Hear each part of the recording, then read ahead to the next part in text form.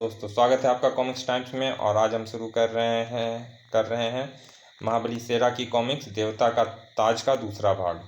यहाँ तक की कहानी हम पहले भाग में ख़त्म कर चुके हैं। चलिए शुरू करते हैं। बड़ी मेहनत से एक हाथ उखाड़ डाला शेरा ने उसका बड़ी बेरहमी से एक हाथ उखाड़ डाला शेरा ने उसका। जंगल की कहावत है, क्रोधित से शेरा भूकंप से भी ज़्यादा खतरनाक होता है, और शेरा इस समय सचमुच बहुत खतरनाक हो उठा था।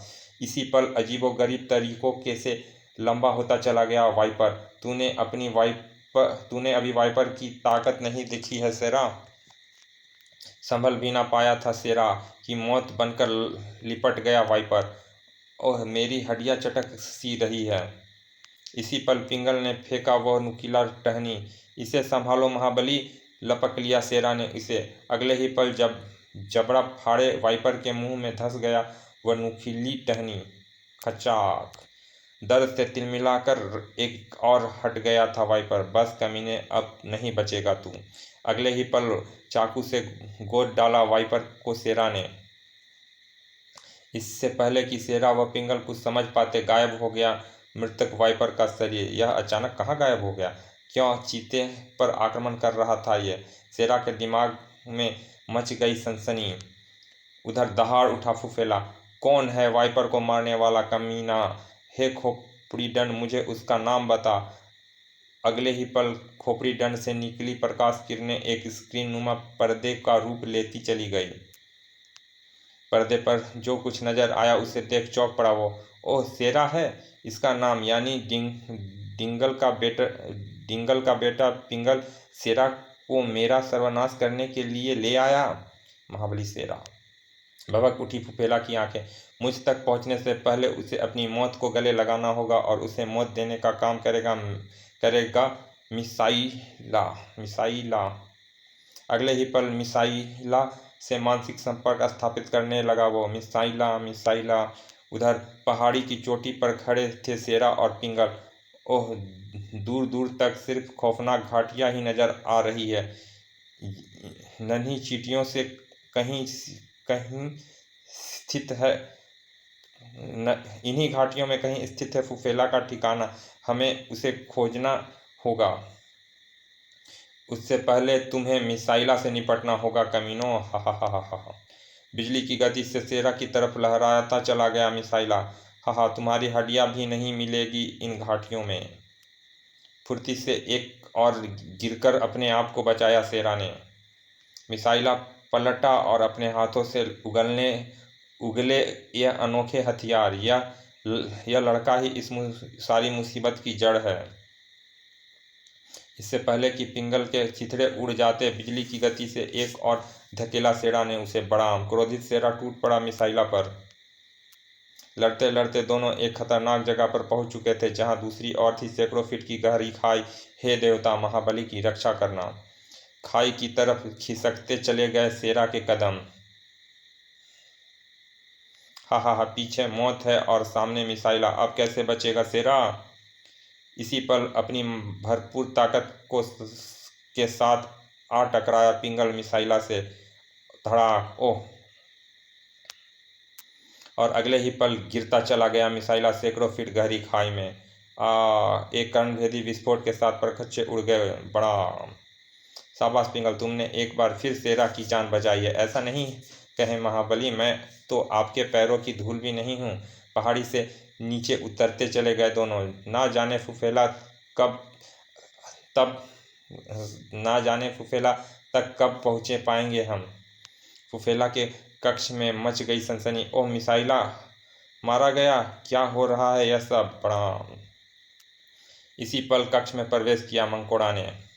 अमावस की रात निकट आती जा रही है और अभी तक 100 चीते के खून का इंतजाम नहीं हो पाया है। पहले मेरी मदद करो मंकोड़ा। शेरा अगर यहाँ तक पहुँच गया तो तिलिस्म चक्र को पाने का हमारा सपना बस सपना बनकर ही रह जाएगा। पहेलियाँ मत बुझाओ, साफ साफ कहो क्या हुआ, और शेरा किस बला का नाम है? फुफेला सुनाता चला गया मंकोड़ा को सारी कहानी। सुनकर फपक पड़ा मंकोड़ा की आंखें। हमें शेरा का इंतजार करना होगा। ध्यान से सुनो मेरी बात। ना जाने क्या कहा था मंकोड़ा ने, जिसे सुनकर खुशी से उछल पड़ा फुफेला। शेरा की मौत के साथ ही खत्म हो जाएगा वह छोकरा और डमरू कबीला। अचानक जमीन फाड़कर बाहर निकलता दहशत आ गया दूसरा रूप। यह कौन सी मुसीबत है? भूर्ग भूगर्भ से बचकर कहाँ जाते हो? तुम्हें अपने साथ धरती के अंदर ले जाऊंगा मैं।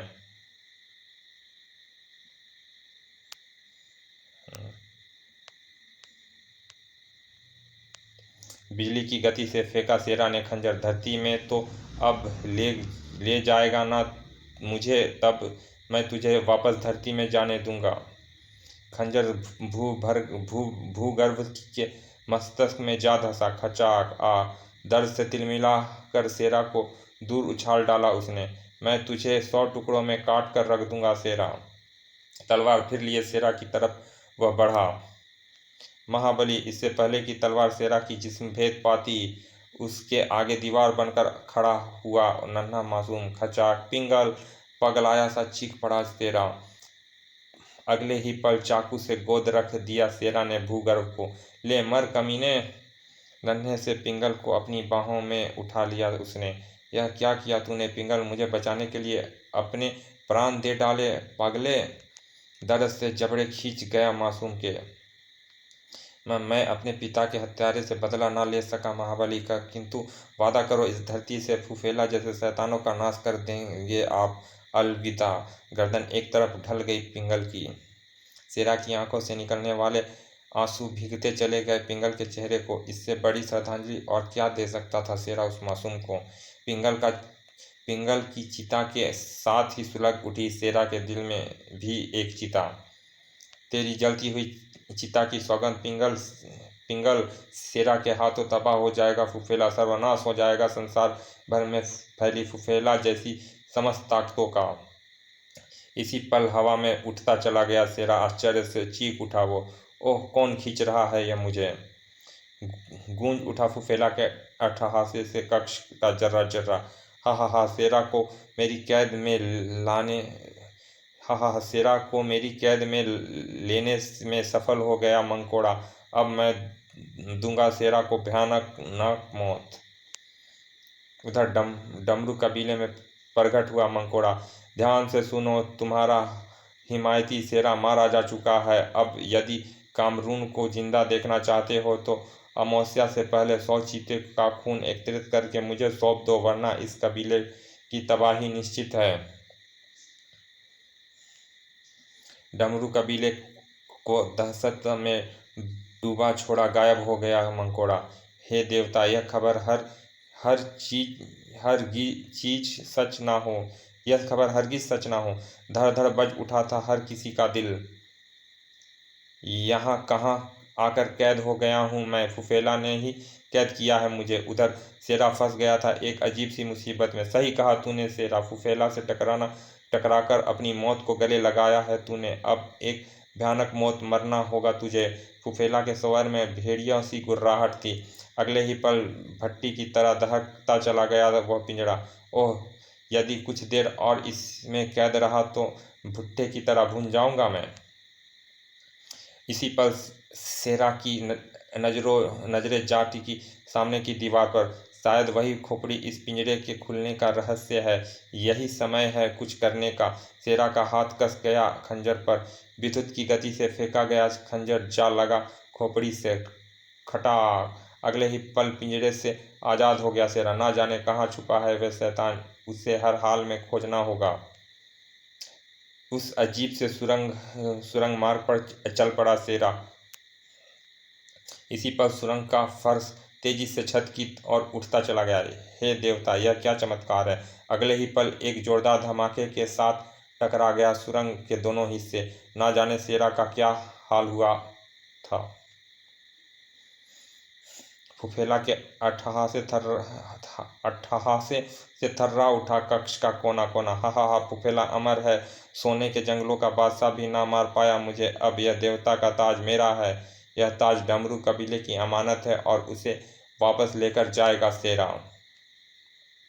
आंखें फटी रह गई फुफेला की। शेरा? हाँ कमीने। सुरंग के दोनों हिस्से टकराने से पहले ही सुरंग की छेद पर बने एक छोटे से छेद में प्रवेश कर गया था मैं, और इसी छेद से होता हुआ तुम तक पहुंच गया मैं। फूट पड़ा फुफेला शेरा पर, मेरे ही हाथों तेरी मौत लिखी है शेरा, तराक। लेकिन शेरा के आगे फुफेला कब तक टिक पाता। शेरा ने दूर उछाल दिया फुफेला को। मासूम पिंगल के खून की एक एक बूंद का कर्जा चुकाना होगा तुझे। फुफेला के हाथों में आ गया अचानक खोपड़ी दंड। अगले ही पल खोपड़ी दंड से निकली ढेर सारी किरणें। हा, अब तेरी खैर नहीं शेरा। उछलता चला गया शेरा फुफेला की तरफ। यह किरणें शेरा की राह नहीं रोक सकती कमीने। इससे पहले कि फुफेला कुछ समझ पाता, छीन लिया शेरा ने वो खोपड़ी दंड।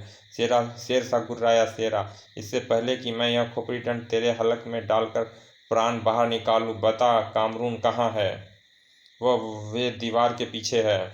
चीते सा लपका शेरा, हाथी सा जा टकरा उस दीवार से। शेरा उसकी ताकत के आगे शेरा शेरा उसकी ताकत के आगे भला कहाँ टिक सकती थी वह दीवार। भड़ाक, दीवार के टूटते ही पीछे खड़ा नजर आ गया कामरून। है कामरून, मैं आ गया हूँ दोस्त, तुम कुछ नहीं होगा। इसी पल बाज की तरह झपटा फुफेला, संभल ना पाया शेरा। धड़ा, पलक झपकते ही हुआ था यह सब। एक ही पल में सब कुछ बदल चुका था। हा, फुफेला को कोई नहीं मार सकता, फुफेला अमर है, अब तुम दोनों एक साथ मरोगे कमीने। विद्युत की गति से बचाया शेरा ने कामरून को। बड़ा, अगले ही पल हरकत में आ गया शेरा का हाथ। खच्चा, शेरा की तरफ उछला खोपड़ी दंड के दो हिस्सों में टूट गया। नहीं, फुफेला के आर पार कर डाला शेरा ने खोपड़ी दंड का नुकीला सिरा। औ भैंस सा डकार गया था फुफेला। अंतिम डकार के साथ ही बेजान हो उठा उसका जिस्म। आज पिंगल की आत्मा को शांति मिल गई होगी। आप कौन है महाबली। मैं शेरा हूँ, सोना के जंगलों से समूची पृथ्वी पर फुफकार कुकुरमुत्तों की तरह पनपते शैतानों का नाश करने निकला हूँ मैं। अब चलो डमरू कबीले हमारा इंतजार कर रहे होंगे। कुछ समय पश्चात आपने मेरे बेटे कामरून व देवता का ताज सुरक्षित वापस लाकर हम पर बहुत बड़ा एहसान किया है महाबली। कुछ दिन यहाँ रुककर हमारा अतिथि स्वीकार करें। नहीं सरदार शंकरा, मुझे रुकना नहीं है। जब तक पृथ्वी को शैतानों से विहीन नहीं कर दूं, तब तक चैन से नहीं बैठूंगा। चल पड़ा शेरा अपने कभी ना खत्म होने वाले सफर पर। तेरी याद हमेशा रुलाएगी ओ मेरे नन्हे दोस्त। उसी की आंखों में डूब रहा था उसका मासूम का चेहरा, जो इस दुनिया से इतनी दूर जा चुका था जहां से लौटकर कोई नहीं आता। उधर ना जाने कहां से गूंजी इन घाटियों में मंकोरा की का राह भरी आवाज। तूने मेरा सपना चकनाचूर कर दिया शेरा, मैं तुझे जिंदा नहीं छोड़ूंगा, तेरी बोटी बोटी काट डालूंगा मैं। प्यारे बच्चों, अगले अंक काले चीते में पढ़े। शेरा और मंकोड़ा की रोमांचक खूनी जंग का खूनी धमाका समाप्त। चलिए दोस्तों, मिलते हैं फिर किसी अन्य कॉमिक्स में। तब तक आपसे रिक्वेस्ट है, अगर आपने हमारे चैनल को सब्सक्राइब नहीं किया तो प्लीज़ सब्सक्राइब कर दें, ताकि हम आपके लिए और भी अच्छी अच्छी कॉमिक्स लाते रहें। चलिए मिलते हैं फिर किसी अंक में। धन्यवाद।